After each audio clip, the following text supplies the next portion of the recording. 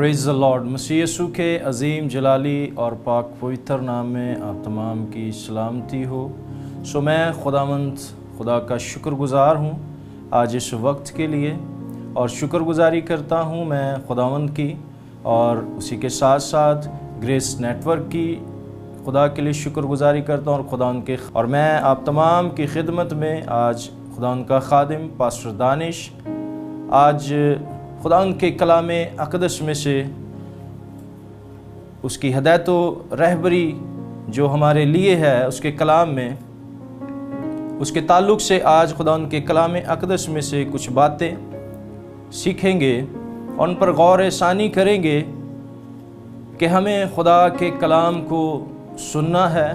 उस पर अमल करना है और उसके मुताबिक अपनी ज़िंदगी बसर करनी है। आए कलाम मुक़द्दस में से मेरे साथ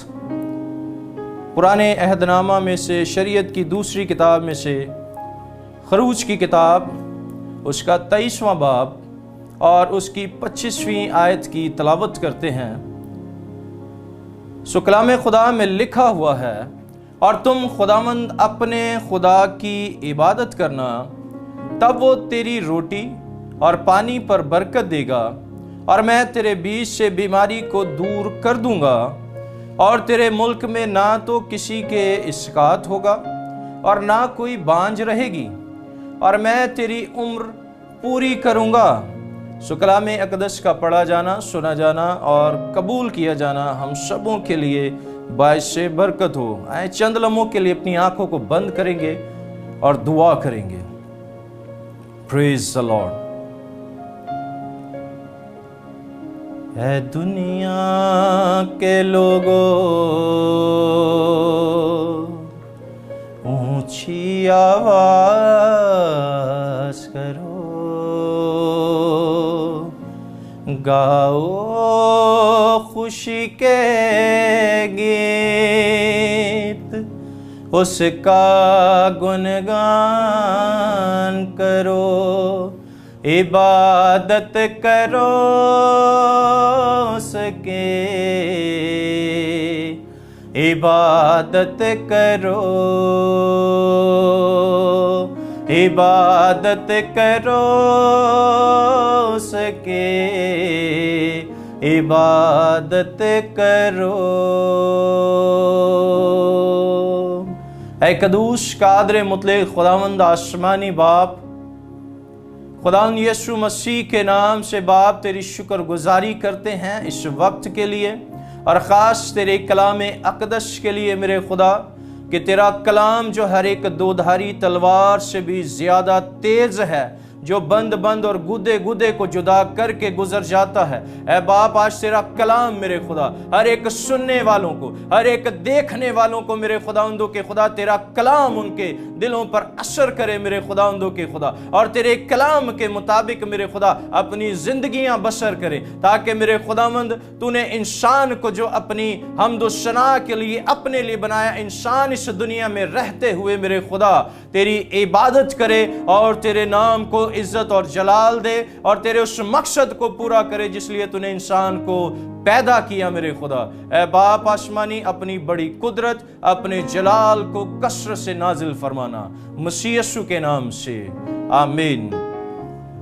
मेरे अजीजों, कलाम खुदा में से आज हमने एक वर्ष, बड़ी खूबसूरत वर्ष है, खरूज की किताब में से पढ़ी है, और खरूज यानी कि शरीयत की दूसरी किताब में से, जो खरूज की किताब है वो दूसरी किताब है, और खरूज यूनानी तर्जमे, यूनानी लफ्ज का तर्जुमा है जिसका मतलब है बाहर निकालना या बाहर निकलना, और किताब का मुसन्निफ है, खरूज की किताब का मुसन्निफ जो है वो मूसा है, और खरूज की किताब जो तहरीर हुई वो खरूज के दौरान ही तहरीर की गई। इसका आगाज़ 1446 काफ मीम से शुरू हुआ और मूसा के आखिरी दिनों में तकमील हुई, इसकी खरूज की किताब की तकमील हुई, और वो तकरीबन जो 1402 क़ब्ल अज़ मसीह में हुई। और खरूज की किताब जो है वो 40 अबवाब पर मुश्तमिल है, यानी कि खरूज की किताब के 40 ابواب ہیں، لیکن خاص جو بات آج ہم نے 23ویں باب میں پڑھی ہے، یہ ہر ایک مرد و زن کے لیے،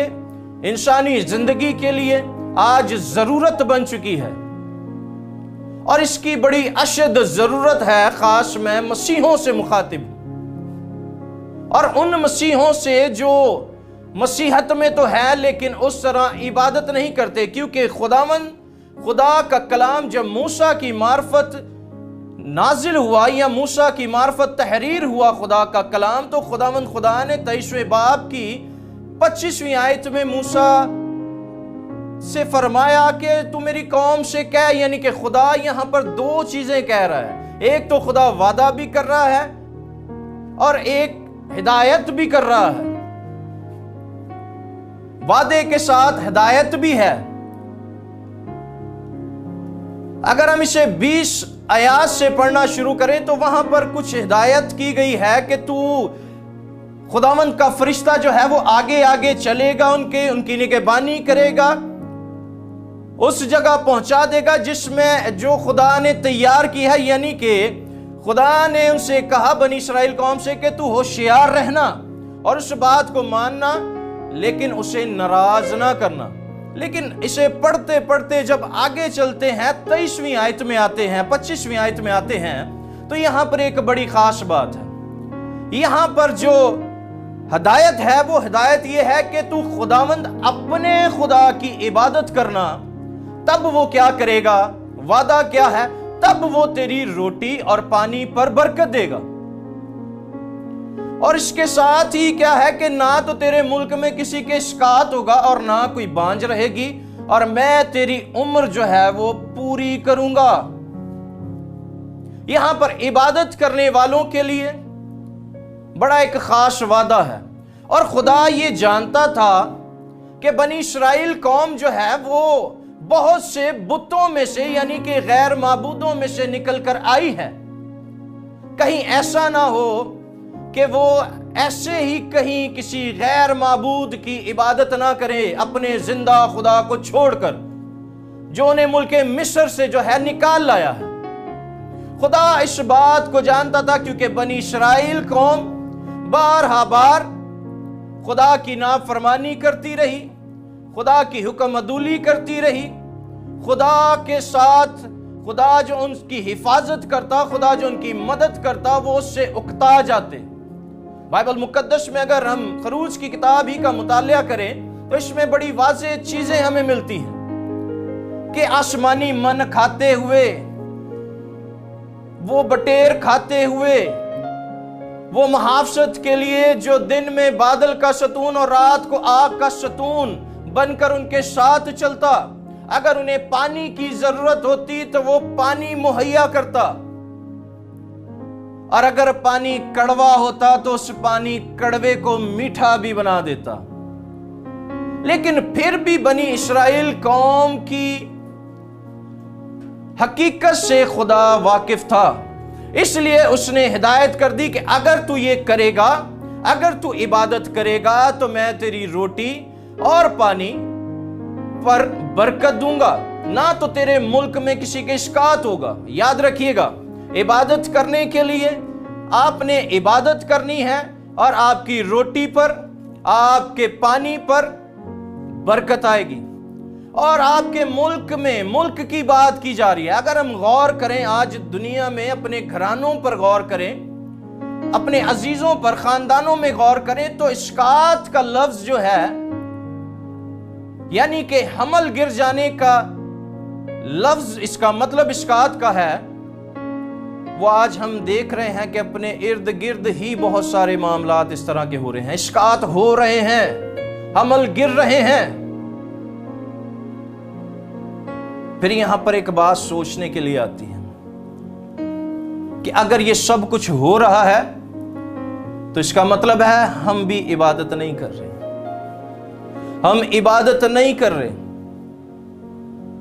ہم عبادت نہیں کر رہے کہ ہماری اگر روٹی پر برکت نہیں ہے، ہمارے پانی پر برکت نہیں ہے، اگر ہمارے ملک میں اسقاط ہے، اگر کوئی بانجھ ہے،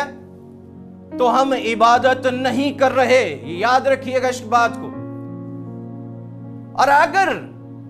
عمر پوری نہیں ہو رہی، آج اگر آپ دنیا میں دیکھیں تو کیا ہو رہا ہے، عمر سے پہلے جو ہے وہ نوجوان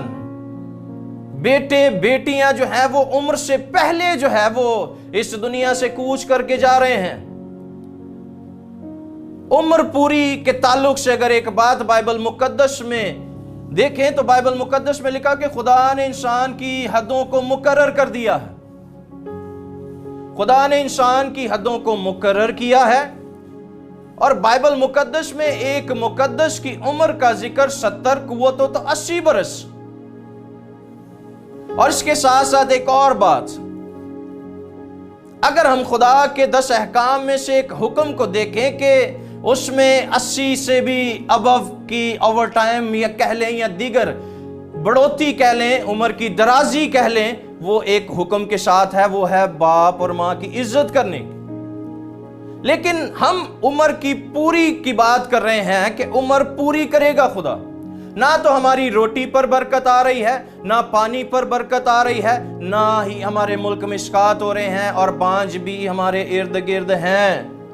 ہم نے کبھی ان پر نظر نہیں دوہرائی، یعنی کہ ان پر کبھی نظر نہیں کی۔ اگر آپ ان پر حقیقی طور پر نظر کریں تو آپ کو اپنے آپ پر غور کرنا پڑے گا، اور آپ پر خود پر غور ہوگا کہ آپ عبادت نہیں کر رہے، اس وجہ سے یہ اسقاط ہو رہے ہیں۔ آپ عبادت نہیں کر رہے، اس وجہ سے یہ بانجھ ہے۔ آپ عبادت نہیں کر رہے، اس لیے جو ہے عمر پوری نہیں ہو رہی۔ آپ عبادت نہیں کر رہے، اس لیے جو ہے روٹی اور پانی پر برکت نہیں ہے۔ اور آج سب سے زیادہ اس دنیا میں یہی معاملہ ہے کہ لوگ جو ہیں وہ روٹی کی وجہ سے خودکشی کر رہے ہیں، یہاں تک کہ وہ اپنے پورے گھرانوں کو جو ہے، اپنے بچوں کو، اپنی شوہر ہے تو وہ اپنی بیوی کو، اپنے بچوں کو، اور بذات خود بھی جو ہے وہ زہر دے دیتا ہے کہ ہماری روٹی پوری نہیں ہو رہی، روٹی پر برکت نہیں ہے، روٹی ہے ہی نہیں ہے ہمارے پاس۔ اور یہ ساری وجہ عبادت نہ کرنا ہے۔ ایک سوال میں آپ سے کرنا چاہتا ہوں، جتنے مجھے دیکھ رہے ہیں، جتنے مجھے سن رہے ہیں، میں آپ سے ایک سوال کرنا چاہتا ہوں، اور مجھے اس بات کا اندازہ بھی ہے کہ 50% لوگ جو ہیں وہ اس سوال کو سن کر سوچنے لگ جائیں گے، کیونکہ عبادت کا مطلب ہے بندگی کرنا، اور اسی کا ایک مطلب ہے سجدہ کرنا۔ سوال یہ ہے کہ آپ میں سے کتنے لوگ ہیں جنہیں یاد ہو کہ آخری دفعہ انہوں نے کب سجدہ کیا تھا؟ یہ سوال آپ سب کے لیے ہے، کیونکہ آج سجدہ لوگ کر ہی نہیں رہے۔ کیونکہ اگر سجدہ ہم کرتے ہیں، عبادت کرتے ہیں، تو سجدہ ضرور ہے۔ اگر سجدہ اپنے زندہ خدا کو کرتے ہیں تو اس کا مطلب ہے ہم اپنے آپ کو پست کرتے ہیں اور خدا کو اول بلند و بالا کرتے ہیں کہ خدا تو جو ہے وہ بلند ہے، ہم کچھ نہیں ہیں۔ اور یہ سوال جو ہے یہ آپ کی زندگیوں میں ہوگا، اور اگر آپ کو یاد آئے کہ آپ نے آخری اس وقت میں سجدہ کیا ہے، تو جب یہ آواز آپ تک پہنچے تو سجدے میں جھک جائیے گا، اپنے زندہ خدا کو سجدہ کیجیے گا، کیونکہ وہ زندہ خدا ہے، اور سجدہ جو ہے اسی کو واجب ہے، اور سجدہ جو ہے عبادت کا حصہ ہے، اور وہ بھی عبادت ہے۔ ہمیں کسی اور کو سجدہ کرنا پڑے تو ہم کرتے ہیں، لیکن جہاں بات آئے خدا کو سجدہ کرنے کی تو وہاں کہا جاتا ہے ہمارے جوڑوں میں درد ہے، وہاں ہمارے گھٹنوں میں درد ہے، یا ہم سے سجدہ نہیں ہوتا۔ لیکن میں ایمان رکھتا ہوں، اور یہ ایمان کے ساتھ یہ بات کہتا ہوں کہ اگر آپ ایمان کے ساتھ اپنے خدا کو، زندہ خدا کو سجدہ کریں گے تو آپ کی ہر ایک بیماری دور ہو جائے گی، کیونکہ کلام فرماتا ہے جو ہم نے پڑھا ہے کہ اور تم خداوند اپنے خدا کی عبادت کرنا، بیماری بھی آپ کے اندر سے دور ہو جائے گی۔ جو بیماری آپ کو عبادت نہیں کرنے دیتی، اس بیماری سے کہیں کہ میرا زندہ خدا ہے اور میں اپنے زندہ خدا کی عبادت کرتا ہوں، میں اپنے زندہ خدا کی عبادت کرتی ہوں۔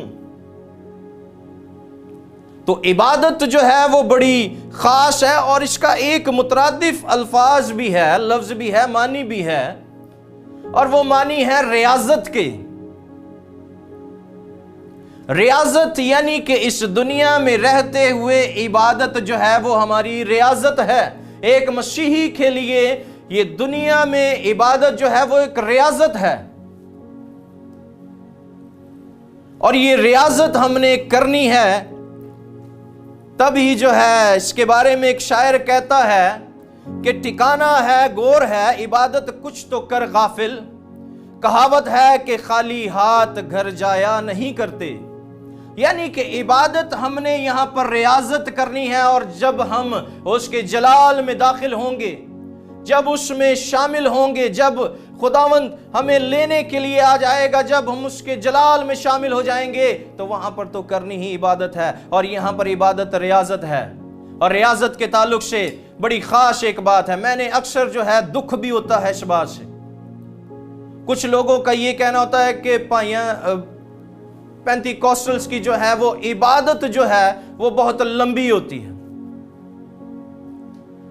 ہم تھک جاتے ہیں۔ لیکن یاد رکھیے گا، عبادت لمبی نہیں ہوتی، وہ آپ کی برکت ہوتی ہے۔ اور اگر آپ یہ سوچتے ہیں کہ عبادت بڑی لمبی ہے، ہم تھک جاتے ہیں، تو آپ ریاضت نہیں کر رہے۔ اور اگر یہاں عبادت کریں گے تو آگے بھی جا کر عبادت کرنے والے ہوں گے، وہاں پر تو خدا کے نام کو جلال ہی دینا ہے۔ اور یہ ان لوگوں کے لیے بڑی خاص بات ہے جو کہتے ہیں کہ عبادت بڑی لمبی ہوتی ہے۔ آپ ریاضت کے لیے اپنے آپ کو پیش نہیں کر رہے، آپ ریاضت نہیں کر رہے، آپ سوچ نہیں رہے کہ ہم خدا کی عبادت کریں، جس کے بارے میں لکھا ہوا ہے کہ تو خداوند اپنے خدا کی عبادت کر۔ اور پھر اسی وجہ سے ہماری روٹی پانی پر برکت نہیں آتی، اسی وجہ سے جو ہے ہمارے اندر سے، ہمارے بیچ سے بیماری دور نہیں ہوتی، اسی وجہ سے جو ہے ہمارے ملک میں اسقاط ہوتا ہے، بانجھ ہوتی ہیں، اور ہماری عمر بھی پوری نہیں ہوتی۔